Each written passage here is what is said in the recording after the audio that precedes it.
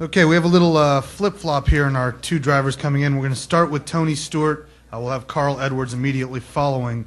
But first up, Tony Stewart, driver the number 14 Office Depot Old Spice Chevrolet, currently fourth in the point standings. Tony was the runner-up at this race in March earlier this year. If you can just open up talking about how that first practice went for you and your outlook for the weekend. Definitely was different than what we've seen here in the past. It's kind of cool that we're seeing everybody use pretty much the whole racetrack already in practice, and that's something you don't normally see till the race. So it's kind of encouraging already that we know we're going to have a lot of guys clear up on the top of the track, if practice is any indication of that. But still got a little bit of work to do. I'm glad we got another 45 minutes coming up, and we'll see what we can do with it. All right, we'll open up for questions. Please raise your hand, start with your name and affiliation, and wait for a wireless microphone to come to you. First question. Back behind you, Wes. Mark Arrow, PRN. Tony, there's been some stuff written this week about potential things for you sponsorship-wise next year. Can you just tell us where you stand on? When we have something to tell you, we'll tell you. Do you feel confident you're working towards something? When we have something to tell you, we'll tell you. I've always told you guys that. As soon as we have something to tell you about, we promise we won't leave you out of the loop. Kenny. Kenny Bruce, SceneDaily.com.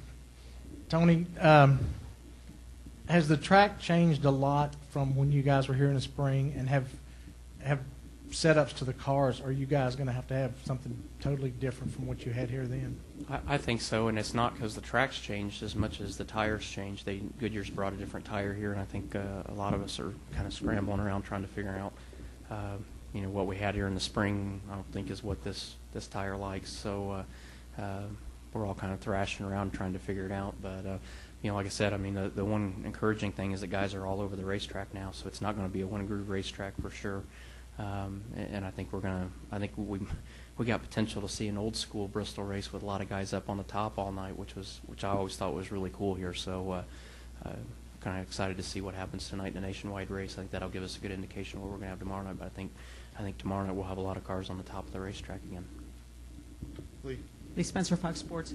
Saturday night, is it the plan to be more offense or defense, depending upon where you're running in the race? I think it depends on how our car handles, to be honest. I think if we got a really good handling car and something we feel like is real stable and solid, I think we'll be more offensive. But we're not in a bad position in the point standings right now, obviously. But we don't need a disaster, so we don't need to put ourselves in any bad positions on a night that we really don't have a lot to gain by it. If we feel like we got a shot to win the race, you're going to take chances. If you know for sure you're not going to have a shot at winning it, then you're going to be a little more careful and make sure that you give yourself that little bit of a cushion going into Richmond, hopefully.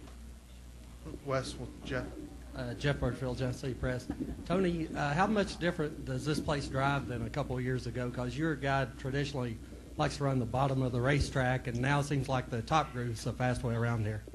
Yeah, I mean, I think it's just like any of the other places we go to now. I mean, as time goes on, the bottom kind of starting to get wore out, and the top's actually a little bit smoother even than the bottom is, and it was just a matter of getting it cut into where we finally get that rubber up there. So it just seems like it's changing. I mean, I always have run good on the bottom, but I'm not opposed to running the top either. I mean, I like running the top of racetracks. It's just it's a matter of getting your car balanced to get up there and do that. So that's what we're trying to figure out right now. All right, we're going to we'll go Monty, then Reed, then Al. Monty Dutton, Gas Gazette. Tony, Jeff Gordon has said many times, as recently as a little while ago, that it wouldn't bother him one bit to win the championship, even if he didn't win a race, because you would have beaten the system. But, don't you think we get a little bit carried away maybe right now? Because even though it might make the difference, 10 points in the larger scheme of things for a win is not very much in relation to thousands of points. And when you go down the stretch, I mean, what I'm trying to ask is it would it bother you to win the championship if you didn't have a win? Not in the least bit.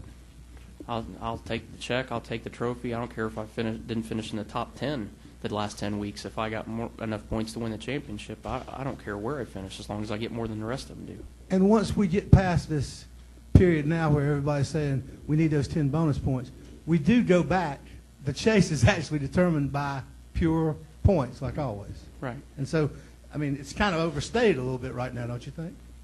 I mean, there's, Okay. You had way too much time last night laying in bed thinking about that.